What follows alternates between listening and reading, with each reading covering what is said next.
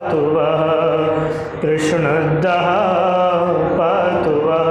परम आदरणीय गुरुदेव, जिनके सुमधुर भजनों से हम सभी सायंकालीन प्रातःकालीन लाभान्वित होते हैं, आदरणीय प्रताप वैदिक जी, मंच का संचालन कर रहे डॉक्टर प्रणाचार्य जी, अभी मुझसे पूर्व मेरे वरिष्ठ भ्राता जी जिनके भजनों से आप सभी आह्लादित हो रहे थे, और इस कार्यक्रम के आयोजक संयोजक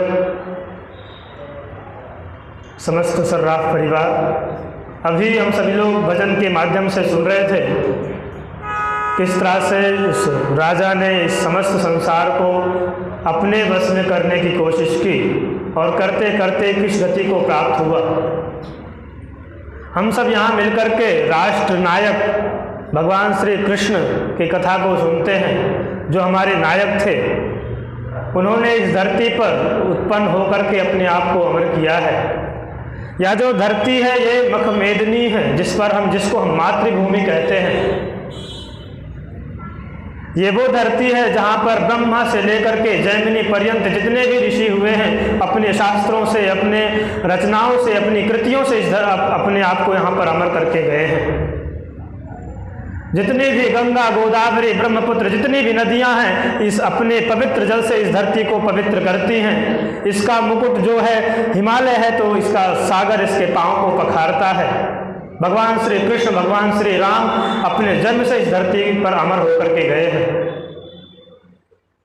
और यहाँ तक ये वो देश है जहाँ पर एक ही पिंजरे में बैठे तोता और मैना स्वतः प्रमाणम परतः प्रमाणम पर शास्त्रार्थ करते हैं। वह ये देश है जहाँ पर ब्रह्मचारी वेद पाठ कर रहा हो तो एक तोता त्रुटि होने पर टोक देता था। इसलिए मनु महाराज ने कहा, एतद् देश प्रसूतस्य सकाशादक गृजन्मना स्वम स्वम चरित्रम शिक्षरेण पृथिव्या सर्वमानवः। अर्थात इस देश में जन्मा हर एक ब्राह्मण के चरणों में बैठ करके समस्त संसार अपने अपने चरित्र की शिक्षा को ग्रहण करे। मुझे भोज प्रबंध में वर्णित एक घटना स्मरण आती है। राजा भोज के दरबार में दो ब्राह्मण विद्वान आते हैं और राजा भोज से कहते हैं, महाराज हम बहुत विद्वान हैं और आपके आश्रम, आपके नगर में निवास के निमित्त से आए हैं, आपके नगर में रहना चाहते हैं, हमें यथास्थान प्रदान कीजिए। राजा भोज का एक नियम था कि ब्राह्मणों की भवेन मूर्खा सपुरात बहिरस्तु में, अगर ब्राह्मण है और अनपढ़ है तो मेरे राज्य में नहीं रह सकता, और शूद्र है, विद्वान है, वो रह सकता है, लेकिन ब्राह्मण है और अनपढ़ है, असंस्कृत है, वो मेरे राज्य में कदापि नहीं रह सकता। महाराज भोज ने अपने सैनिकों को भेजा, जाइए पता करके आइए कौन है ऐसा जो असंस्कृत है, कौन है ऐसा जो अनपढ़ है। अगर ऐसा कोई है तो उसे घर से, मेरे राज्य से, मेरे नगर से बाहर निकाल दिया जाए और इन दोनों ब्राह्मणों को वहां पर स्थान दे दिया जाए। सैनिक लोग जाते हैं, एक दिन ढूंढते हैं, दूसरा दिन व्यतीत होता है, तीसरा दिन जब कोई नहीं मिलता है तो एक जुलाहे को ला करके दरबार में खड़ा कर दिया जाता है। राजा भोज ने अपना आदेश सुनाया। जब उन्होंने अपना आदेश सुना दिया तो उस जुलाहे ने कहा, महाराज काव्यम करोमि नहीं चारुतरम करोमि, यत्नात् करोमि यदि चारुतरम करोमि, भूपाल मौलिक मंडित, भूपाल मौलिक मणिमंडित पादपीठा, हे साहसाकम कवयामि वयामि यामि। हे राजन, कविता मैं भी कर लेता हूं, सुंदर नहीं कर पाता हूं, परंतु यत्न करूं तो सुंदर भी कर सकता हूं।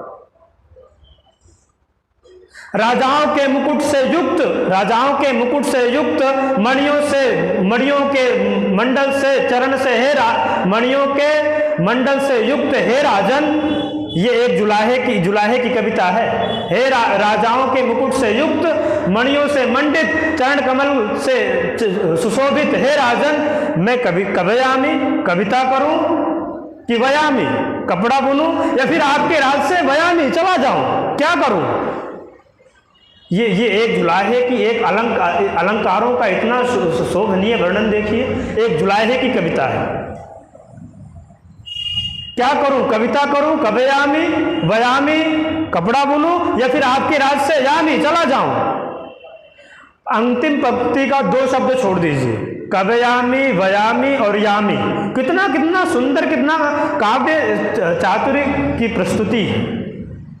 महाराज भोज अपने सिंहासन से उठते हैं, उस दुल्हे को अभिवादन करते हैं और उन ब्राह्मणों से हाथ जोड़ करके कहते हैं, महाराज भगवान मुझे क्षमा करना, मेरे राज्य में कोई स्थान नहीं है। ये थी हमारी संस्कृति, हमारी सभ्यता। एक यात्री हमारे देश में यात्रा करने के लिए आता है और यहाँ की व्यवस्थाओं को देख करके, यहाँ की हर एक इतनी सुंदर व्यवस्था को देख करके यहाँ के प्रधानमंत्री से मिलने की इच्छा जाहिर करता है। उस समय आचार्य चाणक्य इस देश के प्रधानमंत्री हुआ करते थे और उनसे ये था हमारा आदर्श, ये था हमारा चरित्र। ये एक देश का राष्ट्रपति इस प्रकार से बात कर रहा है। आज के नेता कर सकते हैं क्या?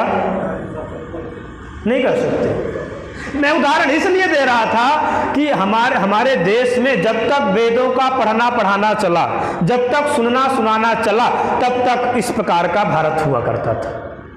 परंतु जब से हमने पढ़ाना सुनाना छोड़ा, तब से महाभारत के बाद से आर्यों में जो विलासता, जो प्रमाद उत्पन्न हुआ, जो आलस्य उत्पन्न हुआ, वो आज भी हमारे रीढ़ में दीमक का काम कर रहा है। ब्राह्मणों ने अपना कर्तव्य छोड़ दिया, क्षत्रियों ने अपना कर्तव्य छोड़ दिया, वैश्यों ने अपनी तिजोरी भरनी शुरू कर दी और शूद्रों का क्या कहें? जहां वेदानुकूल कार्य नहीं होंगे वहां पतन होना ही होना है। जिस उम्र में पिता को वानप्रस्थ लेना चाहिए, उस उम्र में पिता क्या कर रहा है? विवाह कर रहा है। जिस उम्र में पुत्र को विवाह करना चाहिए, उस उम्र में पुत्र क्या कर रहा है? वानप्रस्थ ले रहा है। ये वेदानुकूल है? महाराज शांतनु ने क्या किया? जिस उम्र में महाराज शांतनु को वानप्रस्थ लेना था, उस उम्र में उन्होंने क्या किया? विवाह किया। और जिस उम्र में भीष्म पितामह को विवाह करना चाहिए था, उस उम्र में भीष्म पितामह ने क्या किया? वानप्रस्थ लिया। और आप बता सकते हैं भारतवर्ष में सर्वप्रथम ट्यूशन किसने पढ़ाना शुरू किया? सर्वप्रथम भारत में ट्यूशन पढ़ाना किसने शुरू किया? पढ़ाते हैं भारत का सर्वप्रथम ट्यूशन किसी ने शुरू किया तो वो महाभारत में शुरू हुआ।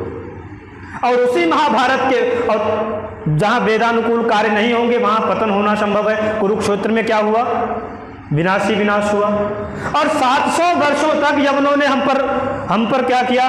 शासन किया। 250 वर्षों का गौरव ने किया। और उसके बाद जब हम आजाद हुए, क्या सही हाथों में भारतवर्ष की डोर आई?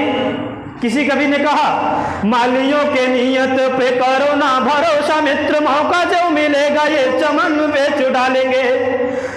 ऐसे ये पुरोहित हैं अपने हितों के लिए, सात यजमान के हवन बेच डालेंगे। और खून जो शहीदों का है शाही से ये पोत देंगे, अपनी कलम से वतन बेच डालेंगे। और देख लेना गांधी बाबा तेरे चेले, तेरा नाम लेके तेरी लाश का कफन बेच डालेंगे।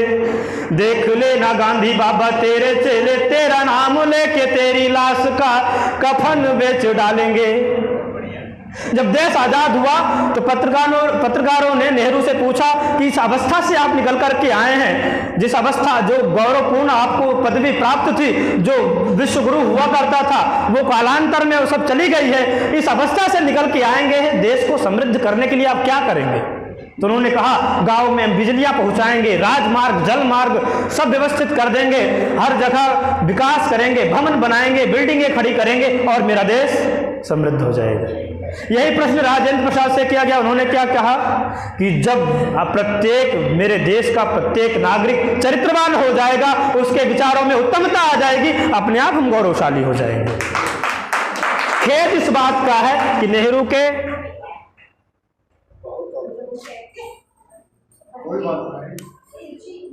इतना तेज बोलते हैं, बंद हो ही गया है। चले दिया यार।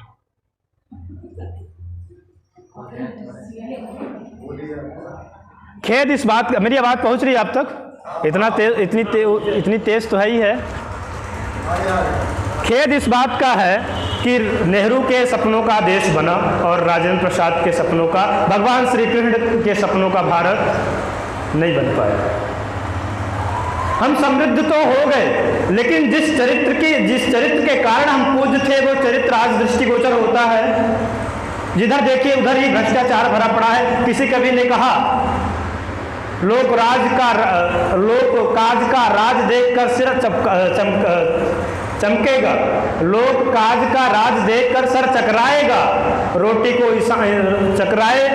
को इंसान तरसता, गधा पंजीरी खाए। ये वो देश है जहां आज भी रिश्वत से कार्य चलते हैं, जहां आज भी एक अध्यापक लाखों देकर के अध्यापक बनता है। आज वही देश है जहां भी आज भी वैश्यागमन होता है। क्या वास्तव में हम आजाद हैं, स्वतंत्र हैं, कह सकते हैं क्या? आज इसी देश में, इसी देश का खा करके लोग गाली दे करके जिंदा रह जाते हैं। भारत तेरे टुकड़े होंगे, इंशाअल्लाह इंशाअल्लाह का नारा लग जाता है।